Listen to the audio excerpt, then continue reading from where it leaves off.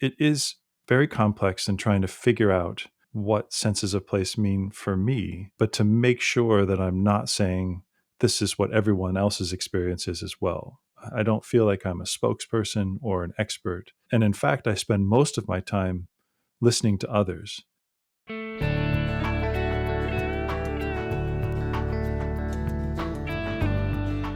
Hello, and welcome to the Art of the World podcast. I'm Matthew Fluharty. On this podcast, we gather with artists and culture bearers from across rural America and Indian country to encounter their creative and cultural vision, to hear new stories about life beyond the city, and to be inspired to bridge divides across the places we all hold dear. If you enjoy this conversation, please join us at artoftherural.org, where you can also subscribe to our newsletter featuring resources, gatherings, and lots of links to exciting creative work happening across the country. You can also find us on social and on Substack at Art of the Rural. We are grateful to folks from across the country who've made tax-deductible contributions to Art of the Rural to make this conversation possible, and to the Ford Foundation and Good Chaos Foundation for their support of Art of the Rural's media programs. Today's guest is Brian Harnetty, an interdisciplinary sound artist, composer, and author. Brian is known for his recording projects with archives, socially engaged works, sound and video installations, live performances, and writings, including his book, Noisy Memory, Recording Sound Performing Archives, which was published in 2025 by University of North Carolina Press. Brian works with sound archives and the communities connected to them, creating projects that are centered on place and listening. Our conversation dwells on many of these projects, including his recent recording, Words and Silences, which is a musical portrait of Kentucky monk and writer Thomas Merton that combines archival recordings of Merton's voice with newly composed music. Since 2010, many of Harnetty's projects have brought together myth, history, ecology, and economy in Appalachian Ohio, informed by his family's roots there. Brian has released 10 albums and EPs, and his installations have been exhibited widely, both nationally and internationally. He's a recipient of the Creative Capital Award, 2 MAP Fund Awards, and the Blade of Grass Fellowship for Socially Engaged Art and Contemplative Practices, among many other honors. Brian brings such a reflective depth and a range of cultural connections to this conversation, a quality that mirrors what makes his sound work so unique, and that we encounter creative leaps and new ways of composing that are deeply and authentically tethered to the lands, histories, and experiences of his region. This is what powers his new book, Noisy Memory, Recording Sound, Performing Archives. It's a book that I confidently feel will become a touchstone in the music field, but also, closer to home, it's a book I wish was available to me in my early 20s, as I was trying to balance my own rural cultural heritage and lived experience with a larger arts field which afforded little visibility and representation to those foundations. Noisy Memory offers a robust articulation of Brian's journey, and I'm excited and grateful for how it will provide inspiration and ballast to many folks at various stages of their own artistic practice. So, without further ado, please sit back, get comfortable, and enjoy this conversation with Brian Harnetty. Brian, thanks so much for your time, and congratulations on the publication of Noisy Memory. Thanks for having me here. Yeah. It's a real pleasure, and I have been so deeply enjoying the process of reading the book and listening to its companion podcast, and also spending time with your Substack, Sound is Magic.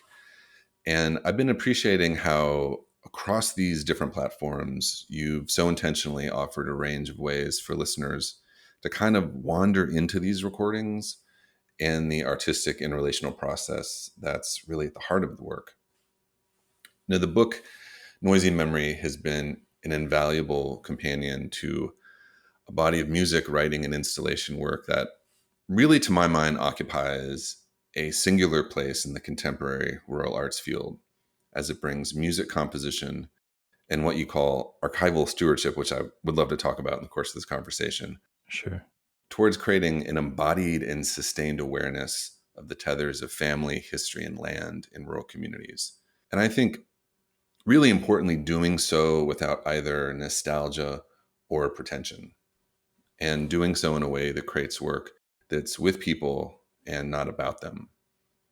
And I know in a moment I would really just love to ask you about Perry County in Appalachian Ohio, But I'm curious, as a way to kind of begin the conversation, how you frame the story of your creative journey up to that point. What kinds of artists, places, or pieces laid an early groundwork towards that engagement in Appalachian Ohio? Thank you for that, wonderful summary there of the work. Yeah, that's a big question. I think, if I go all the way back to my childhood, I mean, I didn't grow up in Appalachian, Ohio, but both of my parents' families are from there. And I grew up near Columbus, Ohio, in a small town called Westerville. Those memories and experiences of driving to visit my grandparents, my grandfather had a apple orchard, and those early memories are perhaps the first memories that I've ever had, have, and visiting the orchard and climbing the trees and helping out and riding the tractor and all that stuff. It really made a mark on me, and the landscape itself also made a mark on me. And so I think I've sort of carried those with me throughout my life wherever I am. And then as a kid, I took piano lessons and got really interested in music, and that followed down the classical route for many years. But after that, I had gone away to the United Kingdom and studied their music composition. But there was some sort of, well, all I can say is like a story or an idea that kept gnawing away at me. And I think it was rooted in those experiences, those childhood experiences of visiting, like my grandparents in Appalachia. I decided to come back home to Ohio and really focus on local issues and family related stories and senses of place.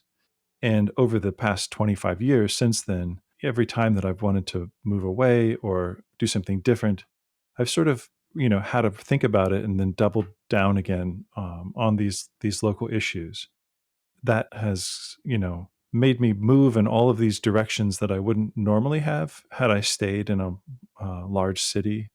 But I think it's actually contributed to the work that I do and made it and probably me more interesting in a way, just because I'm following that instinct of family and place and the curiosity about it, and that's often in rural places, and creating a body of work around those places. So it really felt like I was taking a lot of left turns, but then looking at it in retrospect, all these years later, I'm like, oh yeah, of course, this makes sense. Yeah, an artistic practice as a history of left turns. That's right. Yeah, I mean, I was told again and again that, in order to be a composer in particular, but I think this is probably a rule that a lot of artists follow, is that you pretty much have to be in a large cultural center in order to network with people and learn what's happening in the moment in the zeitgeist or whatever. And so I was just told over and over again that in order to be successful, you have to be in a big city. Part of me still believes that. I mean, I understand just the practicality of it. But then another part of me was just like, you know, well, I'll just go in the opposite direction. It's got to be possible. And that has led to all of these really interesting and very valuable friendships and interactions and experiences that I don't think I otherwise would have had. I think about those left-hand turns and like that pull between sort of non-urban place and the cultural center. Whether we feel it or not, sometimes there is a zeitgeist that's in the butter churner, that's being churned. And I think it's interesting, even from the perspective of thinking about kind of the family lineage, that is within you and your family. It tells a story of rural diaspora, I think, of movement, and I think, if we're talking about white folks and settlers, that family history is necessarily a history of movement. And I guess I say that, because I think you're alluding to this in what you just shared. I think you're many things. One of them is a contemporary rural artist, and I think sometimes when people hear those words together, there's like a sound of a computer not computing something. what I feel is so important, feels like so true, and I think this comes out really powerfully in Noisy Memory, is how as an artist, you're grappling with a family history that is rural, that is about rural migration, and that is about sort of leaving and return, and the way that these aren't linear. These are circles that circle back on each other. So that's something I just really appreciate as a way into like a lot of the work that we're going to talk about. I think the complexity of that identity, it feels like it informs the work. It does, and it's even I'll have to put like a very important distinction here that makes it even more complex, is the fact that, I mean, these rural places are the subject of my work, but I actually, I mean, like I always thought about Wendell Berry, for example, and how he talked about, the places around him are the subject of his work and he lives in that place. But for me, I don't live there. I'm in Columbus, Ohio, which is about an hour north of the region that I do most of my work in. And it creates this really interesting dynamic where I'm somewhere in between an insider because of my family connections and the friendships that I developed, and an outsider because I'm, commuting back and forth. I'm still participating in the community, but I don't actually have that experience of living there, which I think is a very different and important thing. And so I always feel like I need to like say that. But to get back to what you're saying, it is very complex in trying to figure out what senses of place mean for me, but to make sure that I'm not saying this is what everyone else's experience is as well. I don't feel like I'm a spokesperson or an expert. And in fact, I spend most of my time listening to others. And I think that's because of this insider outsider position where I'm moving back and forth between the two. Anyway, that's very much what frames all of my decisions around the work. How I record other people, how I use that material, which archival materials that I access, getting permission, and letting everything flow out of the social part of it, the relationships and friendships, and letting those things dictate the work. I think that's a really important thought that you're underscoring there, in that tension, that insider outsider tension, can be deeply generative. As opposed to, I think sometimes when, those of us who work outside of urban areas, I think there's a sense sometimes that there needs to be this sort of straitjacket of authenticity if we're talking about rural places. Right. What I kind of wonder in terms of what you just shared is, do those qualities of insider and outsider, I mean, do they help inform this notion of archival stewardship that you write so beautifully about in the book? Yeah, I think at its heart, it's really about. I think this is what an artist does. A part of what an artist can do really well, I should say, is to hold that tension, to hold both the ugly and beautiful things, the very difficult and aesthetically pleasing things, all together at the same time. When I think about the community that I work with in Appalachian Ohio, there are a lot of stereotypes that have been, bandied about for years and decades. And so it's part of what I do is push back on those stereotypes, of, everyone is, homogenous, backwards, that kind of stuff. And to really use my skills as a storyteller and as a musician and as a writer to push back on those things. At the same time, I don't want to create like a completely rosy or nostalgic picture of these places because they have their own difficulties, economic difficulties, environmental degradation, like all of these, really important things that need to be worked on. But I just don't want that to be the only thing. It's to present a picture that helps others see how rich and complex and human these communities of people are. This feels like a really beautiful bridge into spending some time talking about your piece and your really deep engagement in Perry County, Ohio, and the composition Shawnee, Ohio. I really love this thing you shared at Creative Capital a number of years ago when you were talking about the project, and it really resonated with me. You said, at the heart of my practice are two principles: the transformative power of listening and a commitment to place as a radical act of connection and accountability to a community.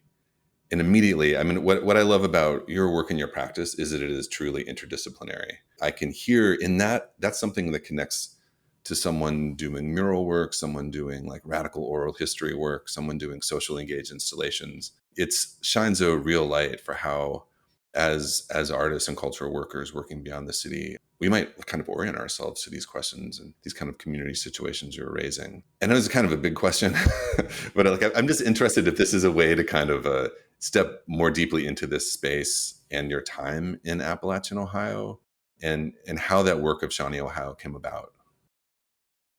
Yeah, I think this again is something that you are all too familiar with, or perhaps more familiar with than I am. One of the things I'm really interested in is the idea of time and like the amount of time one spends on a project. And I think out of necessity, many different artists that are doing these sort of socially engaged projects or residencies or, in places can only dedicate, a couple weeks or a couple of months to something. I kept questioning that and thinking like, well, what would happen if I spent a year or 5 years or 10 years? Or what if I thought of this project as being a lifelong project? How does that change my perspective on the entire thing? So basically, I started a PhD program in 2010. Before that, I had been working in Appalachia and Kentucky and various other places, working with archival materials. And I had learned a lot about the ethical questions of reusing and sampling materials. And what happened here was a desire to apply some of those lessons and to learn more to the places where my family was from. I went to Ohio University, which is in Athens, Ohio. It seemed like a really logical place to go because of its proximity to, southeastern Appalachian Ohio, being in the middle of it, and to the places where my family was from in Perry County. So I started that program. I learned a lot about ethnographic techniques, about the idea of deeply hanging out with a group of people over a long period of time, participating, observing, and then, eventually making field recordings or asking them about oral histories that might have already happened or conducting my own. All of these things just take a lot of time essentially to build up trust and a comfortableness between myself and community members. By the time I finished that program in 2014, 2015, I was very eager to get back to my creative work. And the Project Shawnee, Ohio came out directly from that. It was as if I had been working on getting like a toolkit of not just theory, but actually just practical ways of working with people, and then trying to figure out how to apply that to the music that I wrote and my own creative practice. And what I found was like having some sort of hybrid between the two, where I considered, the community that I worked with as a co-creator. Then I realized that they were helping me choose photographs and film. They were sharing, recordings that they made of their families. They were very much informing what I chose as far as material. And then I would make something and then bring it back and share it with them. And then they were informing my decisions about the music itself.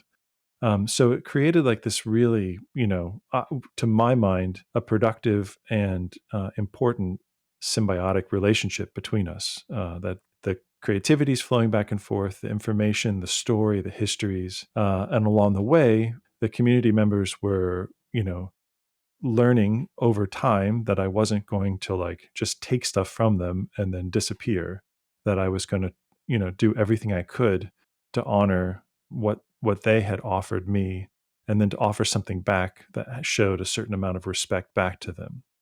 Now, it doesn't mean that I'm doing exactly what they tell me to do. There's another tension there where I have my own creative identity and interests. And so it was navigating those tensions between the two things that became at the heart of the work. And to me, it just completely transformed the way that I work, because I was no longer in a vacuum. I realized that I was no longer in a vacuum, and that the archival materials that I was using or the conversations that I was having were rooted in connection between humans. And even though they may come out in a recording or a cassette tape or something like that, that connection is the whole reason that it happened. I'm wondering if we could talk about the piece Boy from Shawnee, Ohio for a moment. Sure. Yeah, that's a great example. So, on one of the days I was visiting the town of Shawnee, I met a man named John Winenberg, who has since become a very close friend of mine. And I asked him if he had any recordings. And he said, hang on a second. And he went back into his back room and produced a box of cassette tapes, about 40 or so. He handed them to me and he was like, well, you take care of these. You'll probably do a better job than than I have. And, the tapes were probably 40 years old. And to my mind, I knew that they're at the end of their material life, like they needed to be digitally transferred. So it took me, quite a few months to digitally transfer everything. And I essentially was, creating an archive out of these materials that he handed me. One of the tapes was like a project that a bunch of school kids did, where they were doing oral histories from their parents. And on this particular tape that is in this piece, it's an anonymous boy. He's probably like 10 or 11 or so.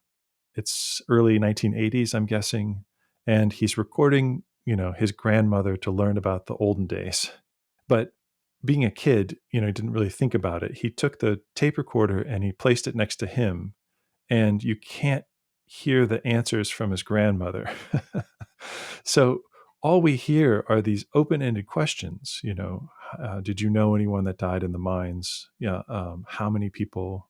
And then very mundane questions too, like did you work on the farm? Like those kinds of things. But what I loved about it, in the end, was that there was like this ghost-like quality where he's asking these questions.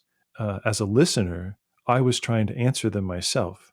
It really opened something up in my mind that an archival tape can do, that, out of a mistake, something really important came about. So then I decided to create music that would go along with it. The piece features Anna Roberts-Gavalt, who is a wonderful banjo player, and the ensemble that I was working with, which includes like a string quartet and some woodwind instruments and piano and percussion. And we created this piece that, the music goes in and out and alongside the boy's voice.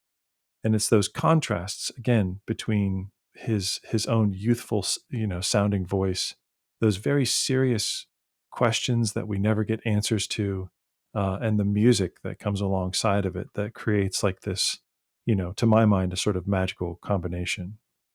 Out of that ethic, comes this album of, I hesitate to say material because that places an objecthood on it, but this collaboration, this hybrid that you describe, Shawnee, Ohio, and the recording itself, richly deserved, was really lauded nationally and internationally, and it really stands as a really important contemporary work, far beyond simply the rural part of the field that we've been kind of meditating on.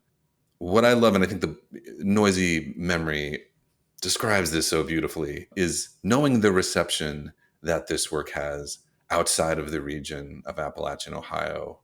You and the musicians, the ensemble, you all come back to Shawnee to perform the piece. And I'm wondering if you could just share a little bit about what that experience was like. Sure. I mean, and I have to say that like this project then taught me a lot about the idea of burrowing in on something very, very particular and specific, and then trusting that audiences elsewhere might find something in it that's more, I mean, I hesitate to use the word universal, but that more common.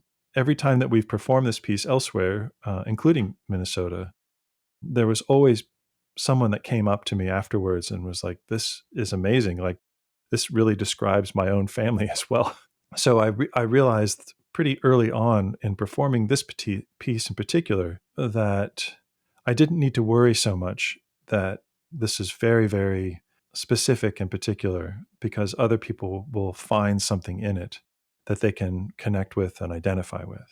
That being said, we first performed this piece at an arts venue, the Wexner Center for the Arts in Columbus, Ohio, which was wonderful. We did 3 performances, and they were all, met with a lot of, enthusiasm from the audience. But I thought, while I had the ensemble with me, we should go down to Shawnee and perform there as well. There's an old theater there. This actually happens to be the same theater that my grandfather used to play in 100 years ago.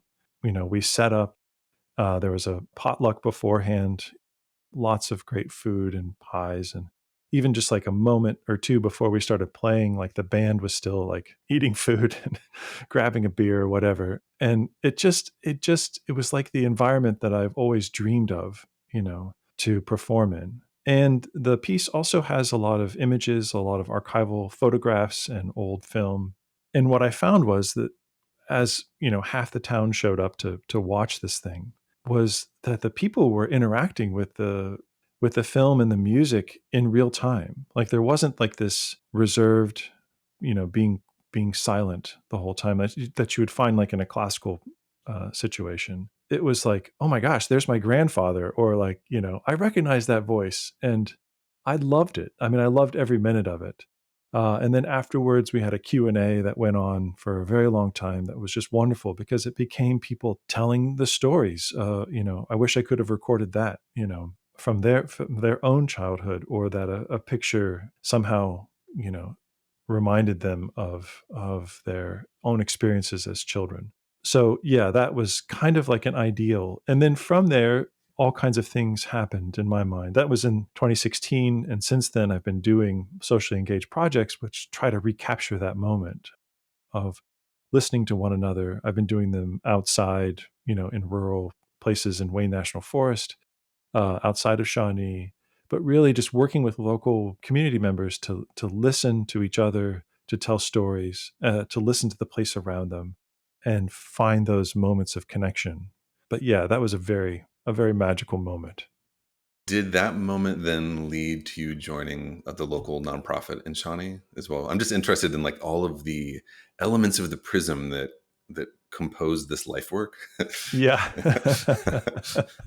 Well, yes, with one caveat that when I'm in the middle of it, I have no idea what I'm doing. Do you see, like, the choices that I've made have been, partially on instinct and partially with, informed.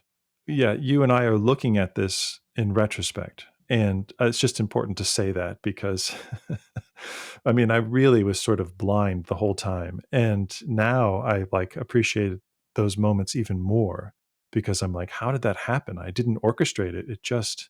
I just pushed into it. And then there we were.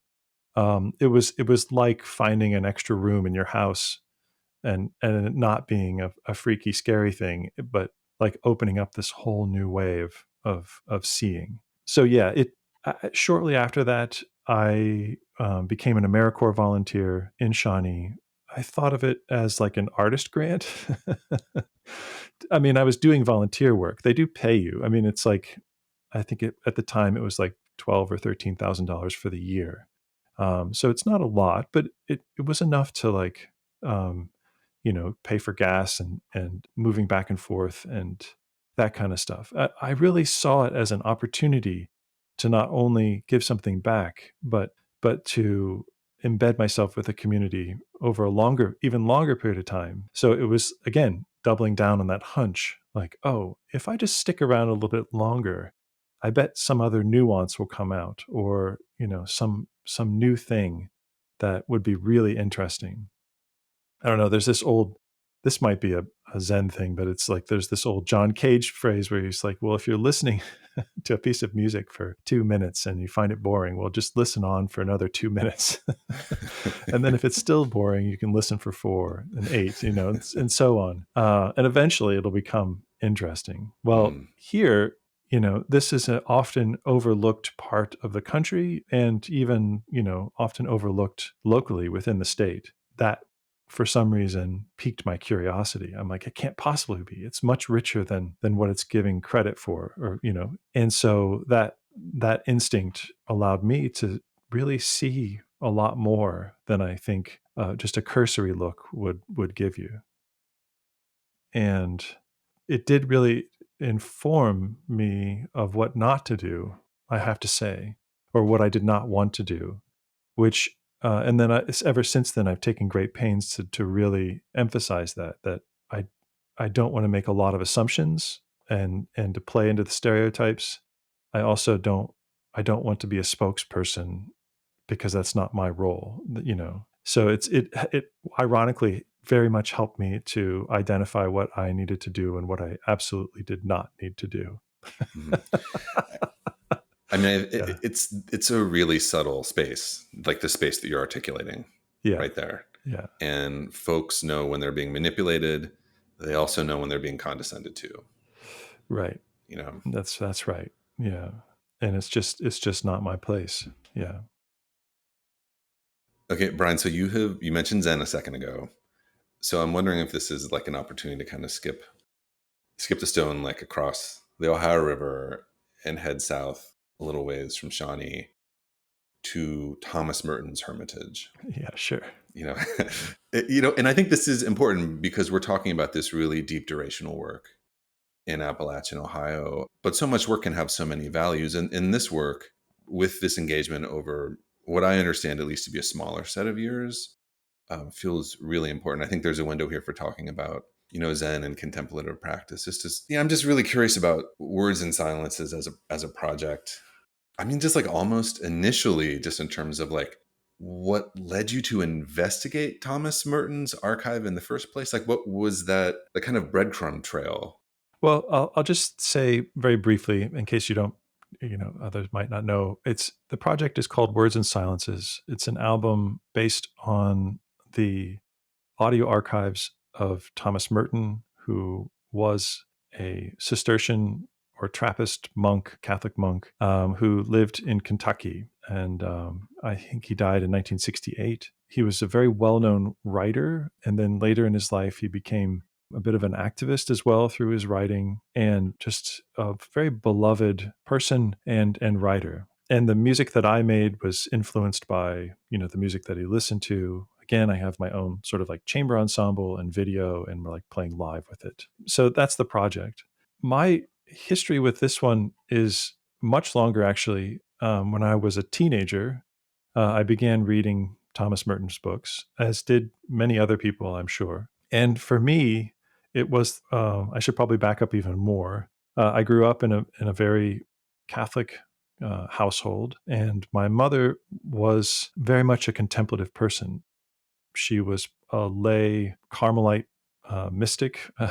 She was very interested in the works of St. John of the Cross and Teresa of Avila, and she maintained her own contemplative practice throughout her life, her entire life. And so I drew a lot of inspiration from her. And yet, when I was a teenager and into my 20s, I was struggling a lot with Catholicism. And Merton actually gave me a way to open up to the world. One of the things I was interested in was the dialogue between different religions and spiritual practices and contemplative practices. And here he was giving language to that, and a curiosity and an openness that was not rooted in judgment or anything like that. It was really about an intellectual exercise and a spiritual exercise, and just sort of very deeply human, trying to understand and figure it out. I approached his work that way. And then many years later, my late 40s, a lot had happened in my life, and I started to think about those Merton books and how much they influenced me. So I went back and was reading a lot of them, in particular his journals, which were very influential for me. And I just kept hearing like his voice in my head. And it just really made me think like, well, maybe there are recordings. I mean, I knew that there were recordings of him teaching, and I really didn't respond to those very much. They felt didactic, and, it sounded like someone teaching. So I traveled to Louisville and visited Bellarmine College, the archives there. After talking with the archivist there for quite a while about what I was interested in, he was like, well, there is this extra set of tapes that have not been published, and that might be what you're looking for. And the story behind them was that another monk, Brother Paul Quinnen, who since then I've, come to know, handed Merton a reel-to-reel tape recorder. This would have been really towards the end of his life. It's 1967, 1968, so really late. And he gave him this tape recorder and said, see what you can make of it. So Merton took this recorder back to his hermitage where he lived in silence and in solitude, and started to record himself. And from the very first second of the very first recording I was in, this was a completely different voice. This was the voice of his journals, and not of his books, not of him teaching. This was just extremely intimate and uncertain and curious, and in ways that I had never heard before. And that for me became the roots of the project. That was something that, like a continuity I really felt, in listening to those pieces, is that there is this really uncanny quality to Merton's journals. I mean, because I have a number of these books, and I'm by Mm, no means an expert in Merton, but they have this power where you can simply pick up one of his books of journals, or even like the letters, and just flip to a page and you're in a space with him. There is just like right. an intimacy. You mentioned the curiosity, even like there's just kind of this spatial awareness. It's hard to describe because I'm trying to describe what it's like to read Uh-huh. these.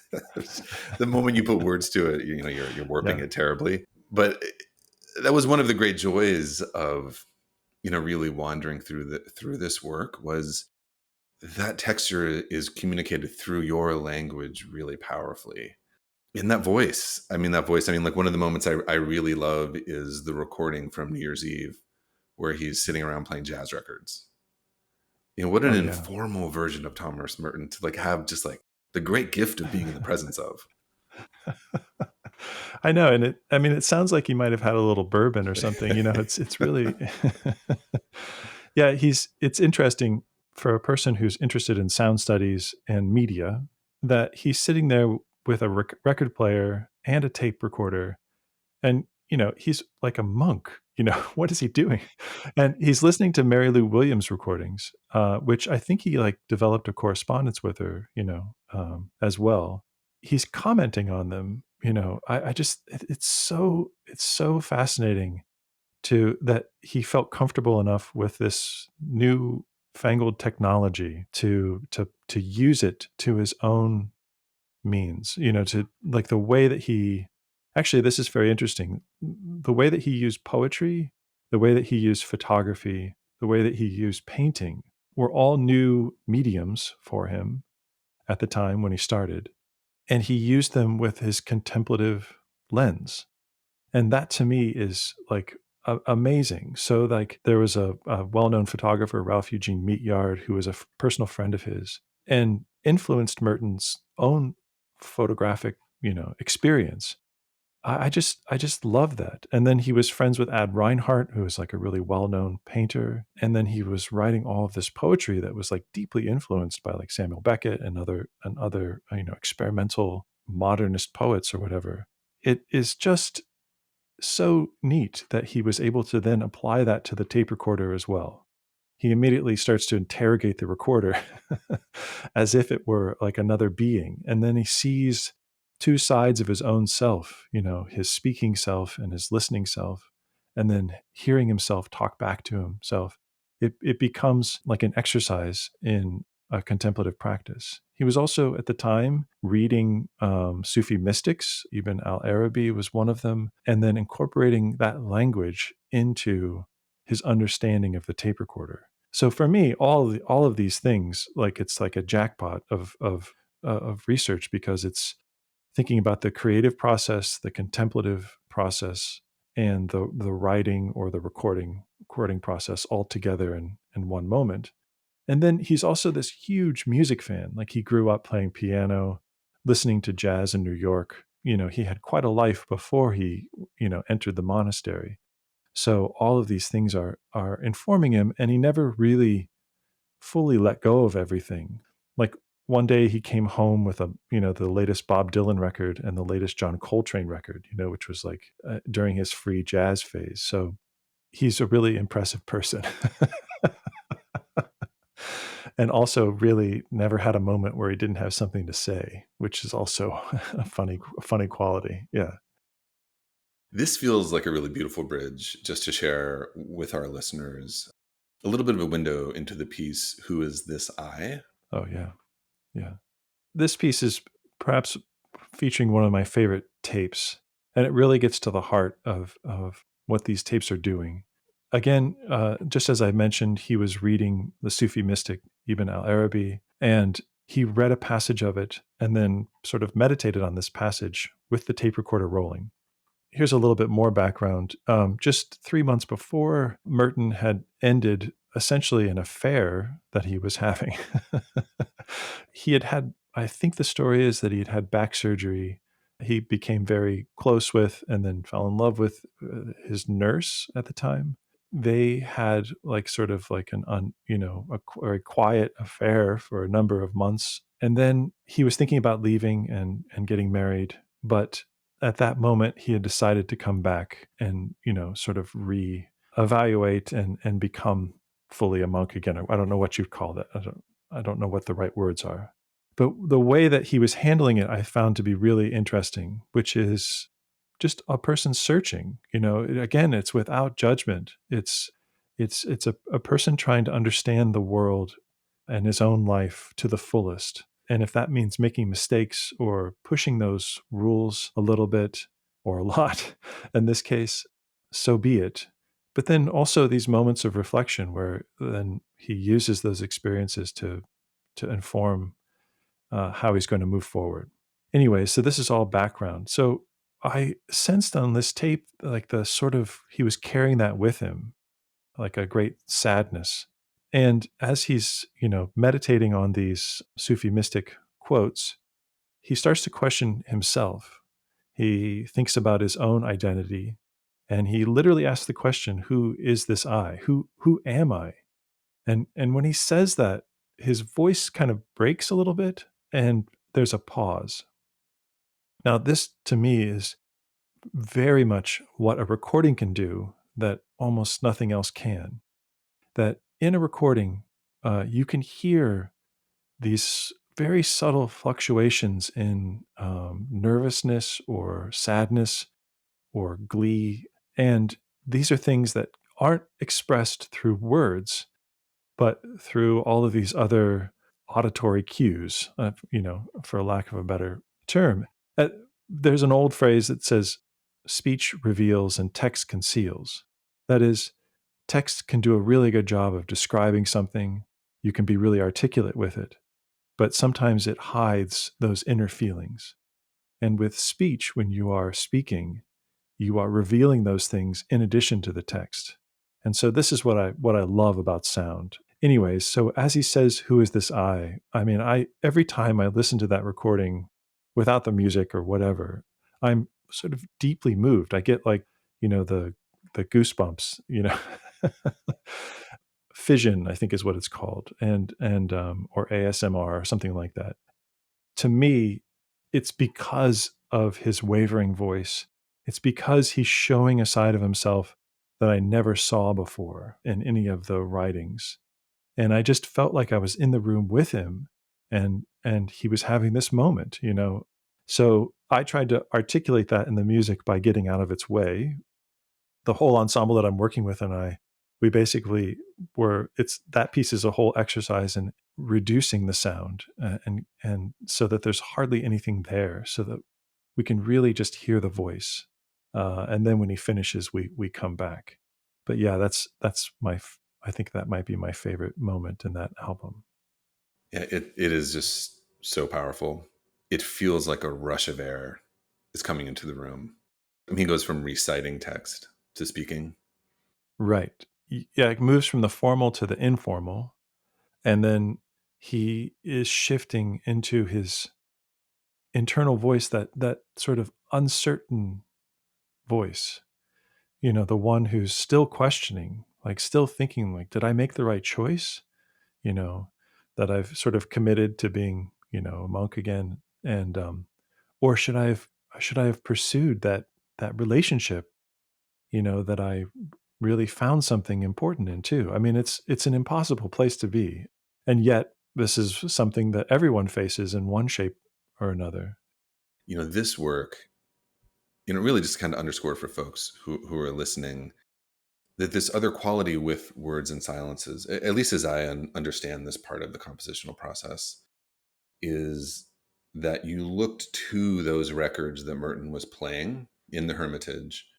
And honestly, I don't know exactly what verb I would use to describe the process through which you transmuted those songs. So I'm going to pass the mic to you to describe that. But it felt really, I mean, it felt really important. And it perhaps even goes back to like this question of it's neither nostalgia nor pretension, but it's a different way of looking through the prism at what his personal experience was and how that can be expanded for Mm, listeners. right. Yeah. I mean, the wonderful thing about Merton is that there's this entire society of scholars. I actually attended their conference once. It's that have been doing work around or on the writings of Merton. And so someone had very nicely compiled a list of all of the music that Merton had mentioned in his writings. So I had this, what I can, I saw that. I was like, oh, well, this is like a list of a mini archive of what he listened to. So I would pull from those recordings. I'd transcribe, little bits that stuck out to me. And then I would, very much transform them so that the listener can't tell at all. Like, for an example, on one piece called Breath, Water, Silence, there was a boogie woogie piece that he loved called Boogie Woogie Prayer. I took just a couple of chords from that and slowed them way down and then spread them out across the keyboard. And so it does not sound like Boogie Woogie at all. You just get like a slight flavor of it, as if it were a memory. But you're in my world essentially, the musical world that I'm creating, but it's informed by these other musics. And so that's the way that I've worked for many years, going back to when I worked with the Sunra archives in Chicago and the Berea archives in Kentucky. So for the past 20 years, it's kind of based on the idea of musical borrowing, but I bury them because I want them to inform the music that I'm making. And then it also gives the work a kind of logic, in my mind at least. Like, oh, this is still all flowing back to Merton and his tastes, so that if he were still alive today, I'm I was hoping that he might enjoy the music, as it were, because it might remind him of some of the things that he listened to. Yeah. So that's my process. Yeah. I'd like to maybe follow that quality of voice, maybe just to meditate on just one more project for a couple minutes. A recent piece called The Workbench. This is also a very significant portion of Noisy Memory. Noisy Memory concludes, kind of comes full circle as you write about this piece. And it's a piece that emerged after the death of your father. It's a piece that I know has deeply moved many people, myself included. It occupies a kind of space that really only a real select number of pieces of music or books occupy, where I recommend it to folks and I just don't add a lot of words, because I really just want this friend who I'm speaking with just to enter that space, just experience it without me putting words on top of something. And I'm wondering if we could just maybe travel that same aesthetic a little bit. And just if I could just simply ask you to share some about Workbench and how that was as a process, because it's a really profound artistic piece, but what one can feel in it is a journey that I know that you went on as a person. Mm. Well, again, I mean, like, thank you for listening and for sharing. Yeah, I mean, in general, it follows the same process that I've been doing for a long time, which is, thinking about a sound archive and then adding an ensemble of acoustic instruments to play along with those archival recordings. And then as of late, I've really been adding a lot of video elements or visual elements to the projects as well. Yes, this one, my dad passed away in 2021. And it took a long time to, I didn't even, think about this, but I had the opportunity, a commission to make a piece. And I just felt like the time was right. It had been a couple of years afterwards. I didn't really know what to do. I was going through a lot of the music that my dad listened to when he was young. But one of the things that happened at the same time was that, we were slowly, moving everything out of my parents' house. And my mom had gone to live with my sister, and so the house was empty in a way. And I inherited my dad's workbench. I spent a lot of time just sitting at the workbench, looking at all of the objects. He was a typewriter repairman. He repaired old radios. He was a very mechanically minded person.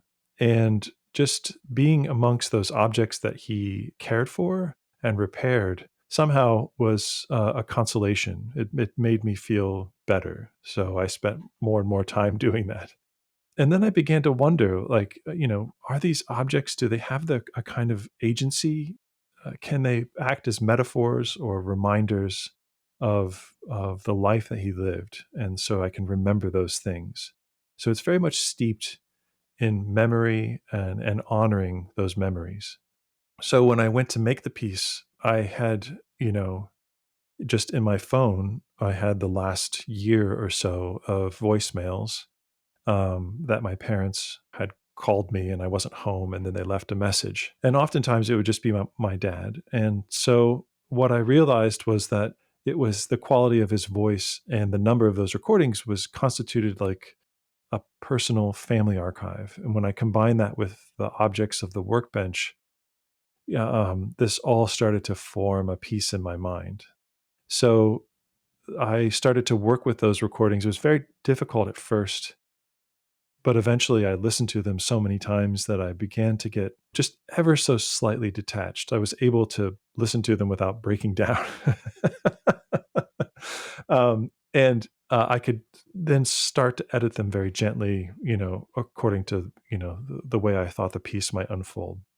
What happened was, because it was over that last year, you start to hear the process of transitioning between life to death. And, as as I think an artist can do, I became very curious about that. Even though it was incredibly difficult, that for me became this opportunity to really explore that. And I'm not the first person to do this at all. I mean, I was very much thinking about a piece that influenced me maybe 30 years ago by the video maker Bill Viola, that really focused on, the birth of his child and the death of his mother or grandmother. I can't remember. So I was definitely thinking about that idea of the passage or journey there. And then, I wrote the piece and then I was trying to finish it. And then I went back to a different set of recordings that I had made while my father was in hospice at the very end of his life. And I don't know what your listeners know about this, but to me, it was, I mean, I had been through the process a couple of times, but not this intimately. So I knew that, because I'm a sound nerd, that listening is like the one of the last senses, that still remains active in that those last few days. So I stuck around and talked to my dad a lot. Do you see what I mean? Like, but also I have no idea why I did this. It was just pure instinct. I pulled out my phone and then started recording him sleeping. Those recordings made it into this piece. It took me a long time to like figure out whether that was the right choice or not. But at the very end, I decided that it's just as ordinary as living. That sounds flippant. You're in the middle of this sort of traumatic process, but it's also something that we all have to face. It truly is universal. And yes, it just occurred to me that this is just the way it is. This is an ordinary part of life. And so I thought, okay, I can share this if I give it the right context and framing. And so, yeah, I hope that the piece did that. It moves through those phases. It's not all, sad or something like that. There are these moments that are melancholic, but also joyful. I hope that it has, a lot of those different qualities. And then the video does a very careful look at my father's workbench. And for this, we had already sold the house, so I had moved the workbench to my garage and then like sort of like reconstructed it as if it were like a a monument or something like that, or a shrine. And then we filmed the whole thing. We filmed, some of the objects very closely, and that's it. That's the whole video. But what I always liked about this was that then the workbench, it didn't stay perfect. we now just use Yeah. it. It's just Yeah, it's just part absolutely. of life. I mean, there are still things there that are my dad's, and I still find myself like sitting at it, just like as I did when I was a little kid, But my wife also uses it for like, she's a potter, so like she, puts pots onto it. And my son plays guitar, and like he's, restringing guitars on it and doing all kinds of work in for himself there. I love it. I mean, I love that it's like back in use, so that these objects do have a kind of agency. They do affect us, but they're also not static. So yeah, that was something that was very, very We're important going to to do a me. radical move in the Yeah. podcast platform. We're going to break the fourth wall. So our listeners, if you're listening right now, of course, all of Brian's work is in the show notes, the music, these extraordinary videos. Just pause the podcast and go listen to the workbench and come back to us. So I invite everybody to do that. And we'll see you in a second. And through the magic of audio recording, we're back. And I want to say something. What I really appreciate about this work, and I feel like it illuminates so much of your work, so much of what you share in Noisy Memory.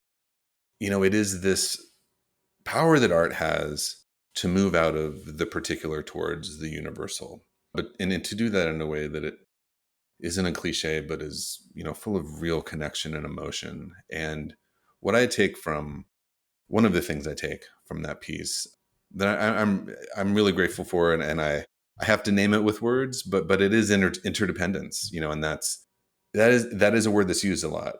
But I feel like music in particular has a way to communicate that, and it's powerful in the book Noisy Memory, just to hear the audience's response to that piece, the fluency with which the created piece can have meaning to so many folks. I mean, it strikes something that's beyond individual experience. I'm really grateful for your time today, and just wondering maybe if we could just kind of dwell for just a couple minutes on Noisy Memory as a book and kind of as a Yeah. creative process. Like, I'm really interested in that. When you're writing about the workbench in Noisy Memory, you kind of dwell for a moment on Lewis Hyde's The Gift, and these ideas of the power of Oh yeah. exchange and the gift and how it circulates. And you write here how the movement keeps it alive. And it changes how you understand the world and yourself. Myself hearing this piece, it changes how I understand the world and myself. There's just this beautiful both interdependence and gift exchange there. I feel really strongly that this book actually embodies that quality really powerfully. And in a lot of ways, like, it's not only illuminating your life, that the creative practice therein, and this just really human forum of social engagement and those relationships. But I really feel like this will be a kind of handbook for artists in their practices, really truly across disciplines. And I really feel in particular for folks who are approaching, the land, the social conditions, and the points of inspiration that you have approached. I would say in particular in rural and non-urban space.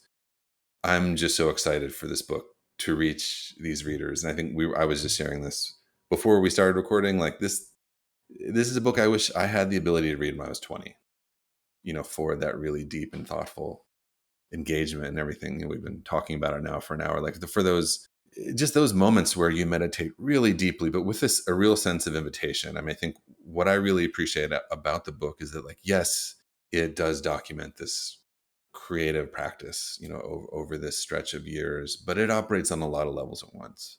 And one could be a writer, one could be a playwright, and like, you're going to receive from this journey so much ballast and so much inspiration and so many really complex questions as well. So I guess, like, what I'm curious about is that I know, you of course have a writing practice before the book Noisy Memory, but I'm just curious, like, what was it like to write this book? How did you go into this process? What was surprising or challenging? Yeah, sure. I mean, I have to say that you mentioned Lewis Hyde. I've been a fan of his for so long, and his book, The Gift, which again I think came out in the 1980s, was exactly that for me in my 20s. I loved that book, and then I I followed his career for many years, and actually he taught it at Kenyon College in Ohio, which is where I taught for a number of years. and I would just kind of like follow him around. His idea of the gift is essentially that artists, but not only artists, but he uses artists as the primary example, are working in what he called the gift economy, which means that the things that they make and share have a different quality to them than a tube of toothpaste or something like that. I think he includes like nursing, for example, as something similar, right? Where you are there is money exchanged, but you are really giving something beyond that that's you can't find words for. And also that you don't always want to just take an object like a present from someone and then hide it behind a glass in a museum or something like that. It's when you use that object and then pass it along to someone else that then it has its this power or agency that I've been talking about. So you're absolutely right. The whole book is informed by Lewis Hyde's sense of the gift. It's also another hero that I got to talk to a couple of years ago was Robin Wall Kimmerer, and I mean I'm sure you and your audience know her work. And we talked about the gift. We talked about Hyde in particular, and it informed her work as well. And so thinking about those two heroes was sort of very much at the root of my process of writing this book. But to continue on with your question, I had done a lot of writing. I mean, I had done dissertation work and that kind of stuff, but I knew that I didn't want to write for an academic audience in particular. I wanted to open it up because that's the way I write music. I wanted something that I wanted something that my parents could have read, and then engage in conversation with them. I used that as my guide, but I also wanted it to be smart and rigorous. I didn't want to let those things go, but I wanted it to be a language that was open and hopefully not too jargony or anything like that. So those things absolutely inform the project. Yeah, it was such a pleasure and an inspiration to read. And I would say, in particular, for folks who might be listening to this, it is not jargony. And I just, as someone Right. who also like has done a PhD and has tried to like recalibrate a way to write and think after that, like when someone is brought up in the Yeah. book, it's really important and it's a really nice pivot point. I thought that it was just really just like the language itself and the pacing of it was just, it allows for these spaces. There's invitations there for Good. meditation Yeah. and to bring it back on oneself. Yeah. I also wanted to think about the creative process and how to share those things. I wanted to talk about the music in a way that wasn't necessarily about it's this chord or this rhythm, which is interesting too, but mostly to music theorists. You see what I mean? I can nerd out on that too, but I was thinking of a different reader, I guess, and trying to parse through all of the things about the experience of being a musician, a sound artist, and a person in the world, and to channel those things back into the book. Yeah. It is absolutely a gift. I'm grateful for the gift of your time today as well, and having a chance to kind of walk this path through these experiences and projects. I really just have one more question. It's a question we ask all of the folks who join us on the podcast. What's moving you right now? What's giving you energy? It could be really anything: books, art, places, food, traditions, websites, movies. Anything. And are there some points of inspiration, and are there some recommendations you might leave with our listeners? Well, that's a good one. I mean, well, it's the summer. It's late summer right now, and I always relish going to places, and so maybe that's one thing. Speaking of family stuff, I recently went to this place in Ohio called Kelly's Island. It's in the middle. It's in the middle of Lake Erie, and it's where my great grandmother is from and her family. And so this is leading me down a whole nother path. I I guess what I'm recommending is to, revisit these places of your ancestors and see where that leads you creatively. So I've been thinking about that a lot. And along those same lines, a different grandmother, apparently I'm really thinking about family family inheritances and gifts. I received all of her old sheet music from the 1910s and 20s, and so I've been making new pieces from them. But just I'm not the world's greatest sight reader, but it's really a pleasure to go back and play through these pieces and then to imagine both my grandmother and my grandfather, playing for each other or all the pleasure that they took in it. It's a really interesting exercise where the sounds that I'm playing are the exact sounds that they would have played, and it does feel a bit like a time machine. Even if it's not like the music that I would normally listen to. For some reason, it's really helping me that way. Oh, you and I were just talking about a book Oh yeah, Aaron Landisman's book. called, yeah, The City We Make Together, which I think it was a really with Mallory Catlett. It's a book essentially rooted in theater, but also socially engaged art.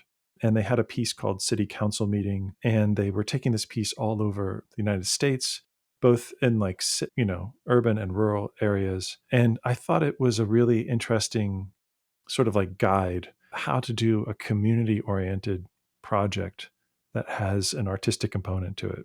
So, yeah, I guess I would recommend that book. Oh, wonderful. Brian, thank you so much for your time today. Oh, yeah, it's really been my pleasure.